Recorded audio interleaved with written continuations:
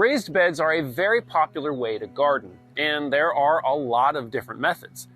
In this video, I'll talk about the good, better, and best ways of doing it based on how long they last. First up, the good. Wooden raised beds.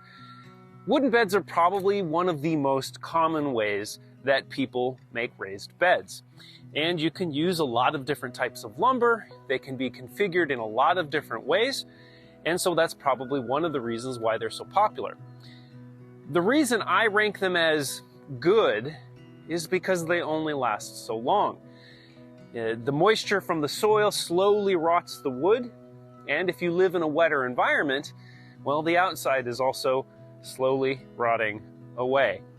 I'll talk about these protective cages in a little bit, but needless to say, it's good. Now, let's talk about the better.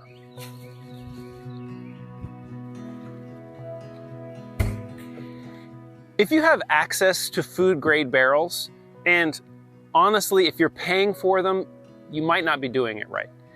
Because I know for a fact, every time I seem to buy one, someone says, oh, you should have said something. I have a bunch of those. And so go to your water department, go to your local transfer station, ask around. Someone has these food-grade plastic barrels.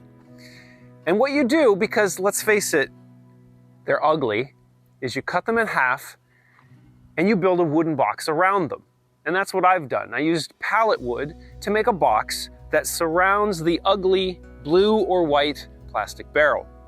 Now, the beauty of them is they last a lot longer. The wood isn't in contact with the soil, and so the wood is going to last considerably longer.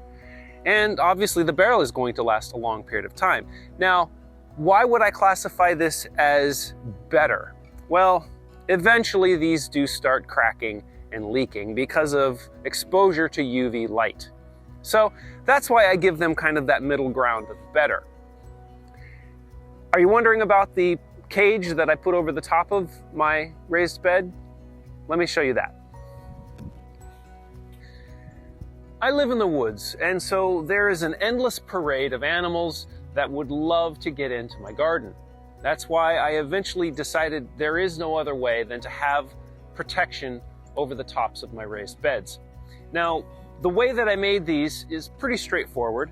I ripped 2x4s to make the cube structure that makes up the cage, and then I wrapped it on 5 sides with poultry wire. If you ever decide that this is something that you want to do, here's a couple tips. Don't use staples to attach the wire. Use zip ties. That way, when the wood breaks down, which eventually it will, the wire is still in good shape and it's very easy to be able to reuse it for something else. And one other tip, put a kickstand on the raised bed and hinge it. It makes it that much easier to get in and out and quickly close it back up. Now, on to the best.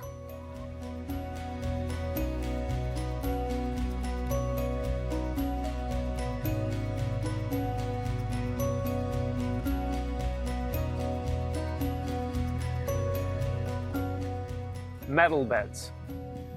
Metal beds have become the gold standard in raised beds, pun intended.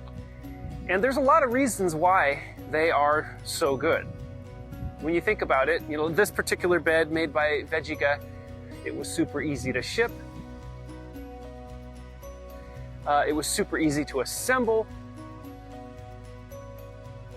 And that's not something that you can say about the other beds. But the reason why I think these are the best is durability. These things last decades.